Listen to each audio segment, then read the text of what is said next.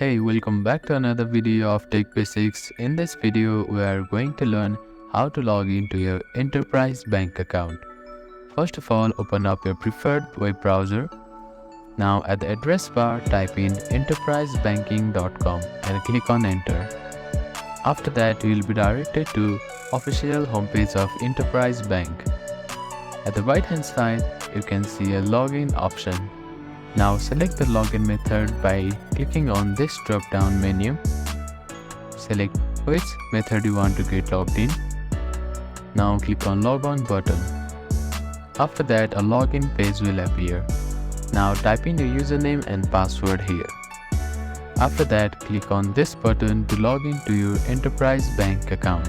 If you have forgotten your password, click on this link and follow the instructions to reset it. Thank you for watching this video. Please do not forget to give it a thumbs up and subscribe to our channel and comment down if you have any queries.